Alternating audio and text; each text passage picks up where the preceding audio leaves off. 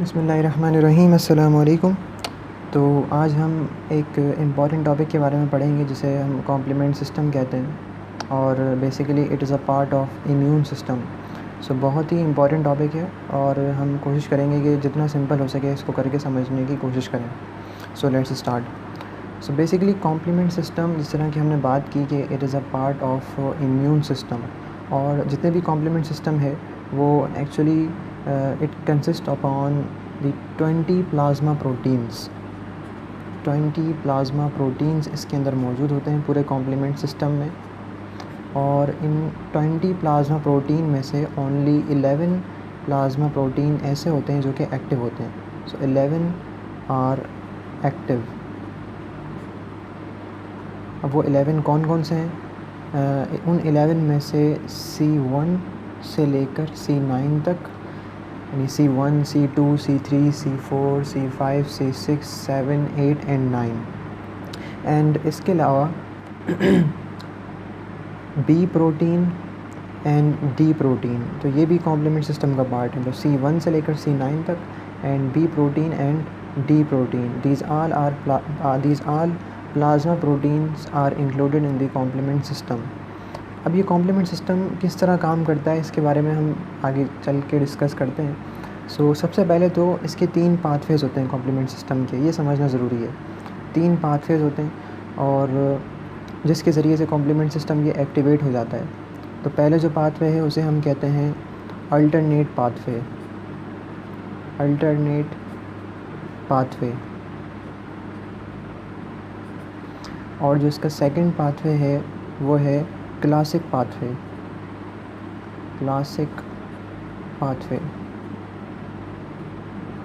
और जो इसका थर्ड पाथवे है वो है लेक्टिन पाथवे। Lectin pathway. अब अल्टरनेट पाथवे अलग है, क्लासिक पाथवे अलग है, लेक्टिन पाथवे अलग है। बेसिकली इन तीनों पाथवेज़ का जो प्रोडक्ट है वो एक ही होता है, लेकिन जो इंड्यूसिंग एजेंट हैं वो अलग अलग होते हैं। अब फॉर एग्जांपल अल्टरनेट पाथवे की हम बात करते हैं, तो अल्टरनेट पाथवे एक्टिवेट होता है through a microbe. This is a microbe, और ये एंटीजेंस उसकी कवर में लगी हुई हैं, उसकी वॉल में। सो this is a microbe. So alternate pathway is activated by a microbe. And classic pathway की बात करें तो क्लासिक पाथवे में भी माइक्रोब होगा। This is a microbe, these are the antigens, antigens, antigens and antigens. लेकिन जो एंटीजन हैं वो इंटरेक्ट करेंगे यहाँ पर एंटीबॉडीज़ के साथ। एंटीबॉडीज़ के साथ, these are the antibodies. Antibodies ये एंटीजन के साथ इंटरेक्ट करेंगी, और इसीलिए क्लासिक पाथवे को हम कहते हैं कि it is induced by the antigen antibody complexes. Alternate pathway is only induced by the microbe, जबकि क्लासिक पाथवे इज़ एक्टिवेटेड और it is initiated by the complexes of the antigen and antibody. So ये 2 pathway हो गए। अब बात करते हैं lectin pathway की। तो लेक्टिन पाथवे में भी हमारे पास माइक्रोब होता है। This is a microbe again, these are the antigens, antigens, antigens and antigens. लेकिन इसके साथ एक स्पेशल सब्सटेंस होता है जिसे हम कहते हैं मेनोस बाइंडिंग लेक्टिन। मेनोस बाइंडिंग लेक्टिन, ये है हमारा मेनोस बाइंडिंग लेक्टिन। हम इसको नाम यहाँ दे देते हैं कि it is a mannose binding lectin, जो बेसिकली लेक्टिन पाथवे कहलाता है, और ये मेनोस बाइंडिंग लेक्टिन इनिशिएट करता है कॉम्प्लीमेंट सिस्टम के पाथवे को। सो देयर आर 3 पाथवेज, लेकिन जैसे कि हमने बात की थी कि इन तीनों का प्रोडक्ट जो है वो सेम ही होता है। अब वो प्रोडक्ट क्या है उसकी तरफ हम आते हैं। सो ये alternate pathway, classic pathway and lectin pathway. कुछ स्टेप्स हमने ओमिट किए हैं क्योंकि वो इम्पॉर्टेंट नहीं है। जो फाइनल इनका प्रोडक्ट होता है वो सेम है, जो कि इम्पॉर्टेंट है, और वो है production of C3 convertase enzyme. C3 convertase enzyme. अब ये C3 कन्वर्टेस जब प्रोड्यूस हो जाता है तो बेसिकली ये कैटलाइज करता है एक रिएक्शन को, और वो रिएक्शन क्या है? वो रिएक्शन ये है कि C3 कन्वर्टेस कन्वर्ट कर देता है C3 को into C3A plus C3B, C3A and C3B। सो हम इनकी शेप थोड़ी डिफरेंट बना देते हैं। This is C3A and this is large one C3B। तो बेसिकली कैटलाइज किया इस रिएक्शन को और ब्रेक डाउन कर दिया C3 को इनटू C3A एंड C3B। अब जो यहाँ पर C3B है, C3B हेल्प करता है ऑप्सोनाइजेशन में। अब मैं इनके फंक्शन भी साथ साथ बताते जा रहा हूँ ताकि आपको मुश्किल ना हो समझने में। C3B हेल्प करता है ऑप्सोनाइजेशन में, ऑप्सोनाइजेशन, क्योंकि C3B जाके माइक्रोब पर अटैच हो जाता है। सर हमने बात की थी कि दिस इज़ अ माइक्रोब और C3B जाके ये एंटीजन्स हैं माइक्रोब के ऊपर और C3B जाके इनके ऊपर अटैच हो जाता है। तो जब C3B जाके इनके ऊपर अटैच होगा तो ऑप्सोनाइजेशन बेसिकली ये लीड करती हैं फैगोसाइटोसिस की तरफ। ऑप्सोनाइजेशन फैगोसाइटोसिस करवाती है। तो फैगोसाइटोसिस मेनली मैक्रोफेजेस और न्यूट्रोफिल्स कर रहे होते हैं। तो मैक्रोफेजेस जो होते हैं उनके पास रिसेप्टर्स होते हैं C3B के। तो जब C3B यहाँ पर जाके अटैच हो जाता है तो मैक्रोफेजेस इनको रिकग्नाइज़ कर लेते हैं और मैक्रोफेजेस फिर इनके ऊपर आके अटैच होके इस माइक्रोब की फैगोसाइटोसिस करवा देते हैं। So this is called the opsonization will lead to the phagocytosis, phagocytosis. So this is the function of C3B, opsonization. अब C3A बचा, इसका क्या काम है? देखिए इसका काम ये है कि चलें इसकी हम बाद में बात करेंगे, पहले हम C3B को मज़ीद आगे चलाते हैं। देखिए C3B एक तो ऑप्सोनाइजेशन करवा रहा था और दूसरा काम C3B का ये होता है, this is the C3B। C3B एक और रिएक्शन को कैटलाइज करता है, वो ये है कि C5 को ये कन्वर्ट कर देता है C5A में प्लस C5B में। C3B ने कन्वर्ट किया C5 को इंटू C5A एंड C5B। अब ये जो C5A है, और जिस तरह मैंने आपको कहा था कि मैं आपको इसका फंक्शन बाद में बताऊंगा, तो C3A और C5A का फंक्शन सेम होता है। बेसिकली ये दोनों करवा रहे होते हैं कीमोटैक्सिस, कीमोटैक्सिस। अगर आपने फैगोसाइटोसिस वाला लेक्चर सुना है तो मैंने उसमें डिटेल में बताया कि कीमोटैक्सिस किस तरह होती है, तो वो आप जाके सुन सकते हैं। कीमोटैक्सिस, तो C3A एंड C5A ये दोनों कीमोटैक्सिस करवा रहे होते हैं।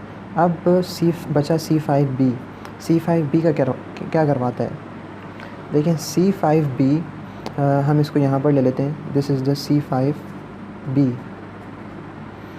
C5B और इसके अलावा C6, C7, C8, C9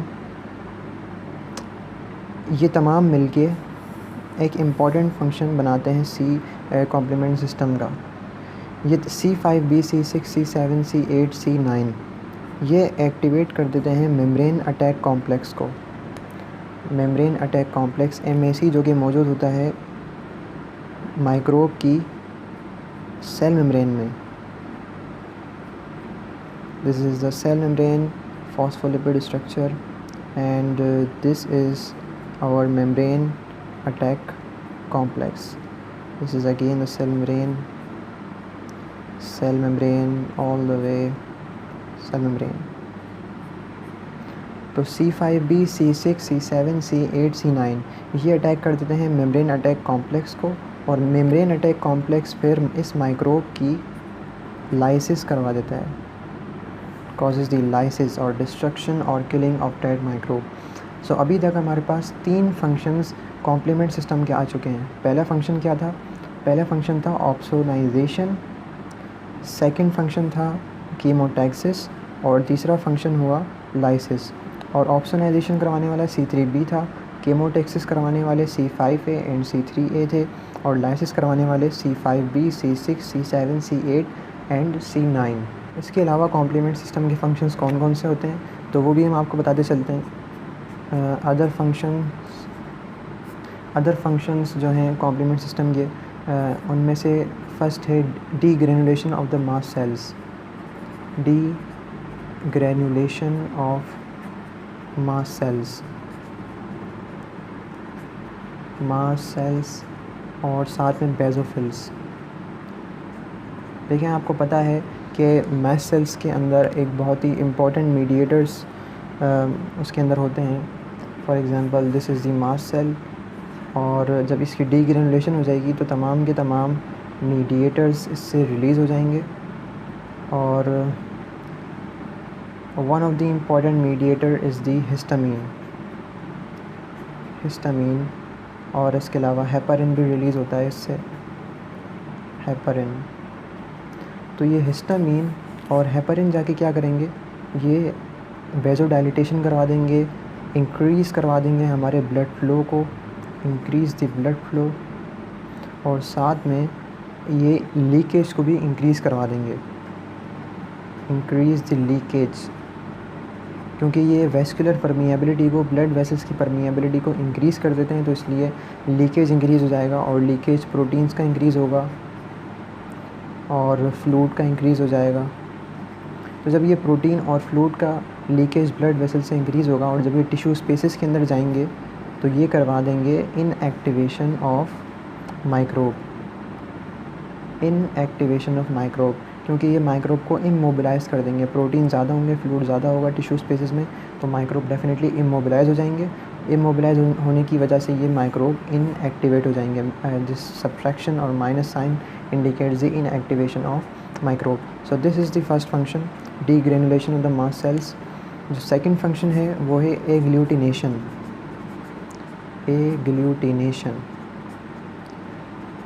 agglutination ये इस तरह करवाते हैं कि जो माइक्रोब की सरफेसेस होती हैं उसको ये अल्टर कर देते हैं, उसको ये चेंज कर देते हैं।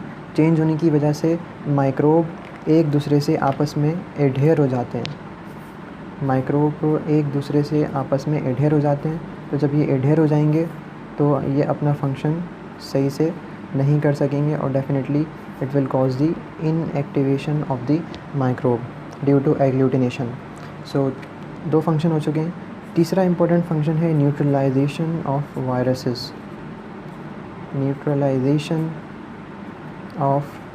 वायरसेस। और जो चौथा इम्पोर्टेंट फंक्शन है वो है इन्फ्लामेशन। और इन्फ्लामेशन में कोई इम्पोर्टेंट बात नहीं है, वो तमाम काम जो कि ये हिस्टामीन और हेपारिन से करवा रहे थे, मास्ट सेल्स या बेसोफिल्स की डीग्रेनुलेशन करवा के, वही काम कुछ कॉम्प्लीमेंट प्रोटीन्स डायरेक्टली कर देते हैं।